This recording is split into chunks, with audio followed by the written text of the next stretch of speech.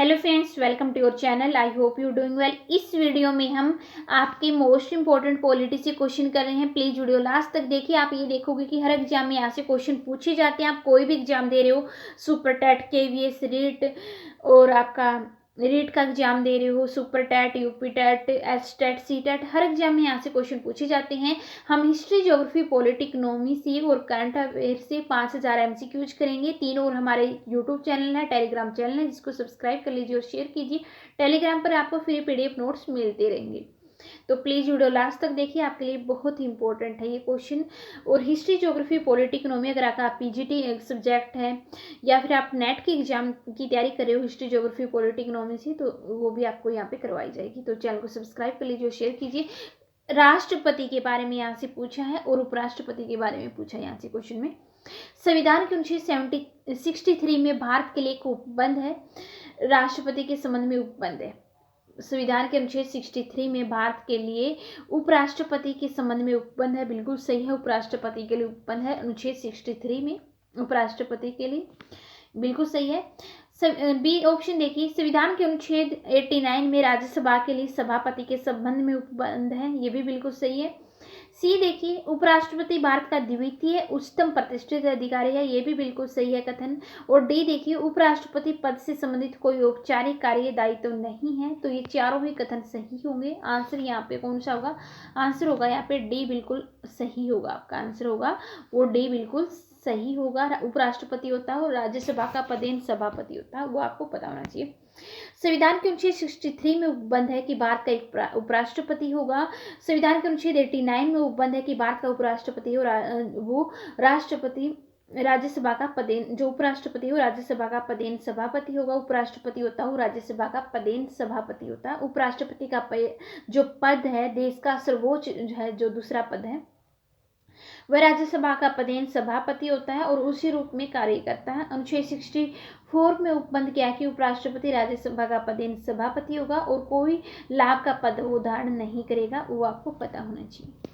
Okay, तो यहाँ पे आंसर क्या होगा? डी बिल्कुल सही होगा। चारों ही कथन यहाँ पे सही है। नेक्स्ट क्वेश्चन देखिए, भारत का उपराष्ट्रपति जब राष्ट्रपति के रूप में कार्य करता है तो उसके संदर्भ में कौन सा कथन है जो सही नहीं है, वो आपको बताना है। कौन सा इसमें सही नहीं है वो आपको बताना है। वह राज्यसभा के सभापति के पद के कर्तव्यों का पालन नहीं करेगा, आपको सही नहीं वाला बताना है। तो ठीक है, ये सही है। वह राज्यसभा के सभापति का देय वेतन और भत्तों का हकदार नहीं होगा, ये भी सही है। उसे राष्ट्रपति की सभी शक्तियां और उन्मुक्तियां प्राप्त होगी और राष्ट्रपति की उपलब्धियां, भत्तों और विशेषाधिकारों का हकदार होगा। डी यहाँ पे सही नहीं होगा। उसे राज्यसभा के सभापति को देय वेतन व भत्ते प्राप्त करने होंगे और उपराष्ट्रपति की उपलब्धियां, भत्तों व विशेष अधिकारों का हकदार नहीं होगा। तो यहाँ पे डी है जो आपका सही नहीं होगा। नेक्स्ट क्वेश्चन देखिए, राज्यसभा एक स्थायी सदन है, इसे भंग नहीं किया जा सकता। क्वेश्चन आपकी स्क्रीन पे, क्वेश्चन को अच्छे से समझिए और आंसर दीजिए। राज्यसभा एक स्थायी सदन है, बिल्कुल सही है, इसे भंग नहीं किया जा सकता, ये कथन भी बिल्कुल सही है। बी देखिए, राज्यसभा में 2/3 सदस्य प्रत्येक 2 वर्ष की समाप्ति पर सेवानिवृत्त होते हैं, तो ये सही नहीं है। राज्यसभा के 1/3 सदस्य प्रत्येक 2 वर्ष की समाप्ति पर सेवानिवृत्त होते हैं और राज्यसभा के प्रथम बैच में 2 वर्ष की समाप्ति और बाद में 1/3 सदस्यों की सेवानिवृत्ति होती है। सी देखिए, राज्यसभा के सदस्यों का कार्यकाल 6 वर्ष का होता है, बिल्कुल सही है। राज्यसभा के सदस्यों के चुनाव के लिए न्यूनतम आयु है वो 25 वर्ष होनी चाहिए, तो ये गलत है। 84 अनुच्छेद के तहत जो राज्यसभा के सदस्यों की जो आयु होती है वो 30 वर्ष होनी चाहिए। यहाँ पे डी सही नहीं होगा आपका और ए यहाँ पे सही नहीं होगा, बी सही नहीं होगा। ठीक है, ए और यहाँ पे जो आंसर है आपका कौन सा सही है, वो होगा आपका पहला और तीसरा बिल्कुल सही है। राज्यसभा एक स्थायी सदन है, इसे भंग नहीं किया जा सकता। ठीक है, तो ये आपको पता होना चाहिए। अनुच्छेद 80 के तहत राज्यसभा है, 81 है लोकसभा से संबंधित है, 79 है वो संसद से संबंधित है। ओके, तो यहाँ पे आंसर होगा वो आपका ए सही होगा, ए और सी यहाँ पे सही है। नेक्स्ट क्वेश्चन देखिए, उपराष्ट्रपति के निर्वाचन के लिए न्यूनतम आयु 30 वर्ष है। उपराष्ट्रपति के निर्वाचन के लिए उम्मीदवार को लोकसभा या राज्यसभा के निर्वाचन के लिए पात्र होना चाहिए, तो ये पूछा आपसे, आप आंसर बताइए कौन सा यहाँ पे सही होगा। कौन सा कथन है जो सही है? उपराष्ट्रपति के लिए, उपराष्ट्रपति निर्वाचन के लिए उम्मीदवार को लोकसभा या राज्यसभा के निर्वाचन के लिए पात्र होना चाहिए। इसका आंसर आप कमेंट बॉक्स में दोगे। नेक्स्ट क्वेश्चन देखिए, भारत के उपराष्ट्रपति के निर्वाचक मंडल में निम्नलिखित में से कौन कौन है जो शामिल होते हैं? कौन कौन शामिल होते हैं? केवल लोकसभा के निर्वाचित सदस्य, केवल राज्यसभा के निर्वाचित सदस्य, विधानसभा के निर्वाचित सदस्य। इसमें कोई भी कथन है सारे असत्य, कोई सत्य नहीं है। नेक्स्ट क्वेश्चन देखिए, निम्नलिखित में से किसकी नियुक्ति भारत के राष्ट्रपति द्वारा की जाती है? किसकी नियुक्ति भारत के राष्ट्रपति द्वारा की जाती है? नियंत्रक महालेखा परीक्षक की नियुक्ति, संघ लोक सेवा आयोग के अध्यक्ष की नियुक्ति, वित्त आयोग के अध्यक्ष, राज्यों के राज्यपाल और महान्यायवादी। तो निम्नलिखित में से किसकी नियुक्ति भारत के राष्ट्रपति द्वारा की जाती है? तो नियंत्रक और महालेखा परीक्षक की नियुक्ति भी भारत के राष्ट्रपति द्वारा की जाती है। संघ लोक सेवा आयोग के अध्यक्ष की नियुक्ति भी राष्ट्रपति द्वारा की जाती है। चारों ही बिल्कुल सही होंगे। नियंत्रक महालेखा परीक्षक की नियुक्ति भी राष्ट्रपति द्वारा की जाती है। संघ लोक सेवा आयोग के अध्यक्ष की नियुक्ति भी राष्ट्रपति द्वारा की जाती है। वित्त आयोग के अध्यक्ष की नियुक्ति भी राष्ट्रपति द्वारा की जाती है। राज्यों के राज्यपाल की नियुक्ति भी राष्ट्रपति करते हैं और महान्यायवादी भी। ये मोस्ट इंपोर्टेंट आपके लिए। आंसर क्या होगा यहाँ पे? डी सही होगा।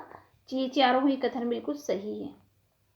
नेक्स्ट क्वेश्चन देखिए, संविधान की 5वीं अनुसूची में पैरा 6 में अनुसूचित क्षेत्र के संबंध में उपबंध किया गया है। ये हमसे पूछा, कौन सा यहाँ पे सही होगा? संविधान की 5वीं अनुसूची में पैरा 6 में अनुसूचित क्षेत्र के संबंध में उपबंध किया गया है। किसी भौगोलिक क्षेत्र को अनुसूचित क्षेत्र घोषित किया जा सकता है। वह संवैधानिक अधिकार किसको प्राप्त है?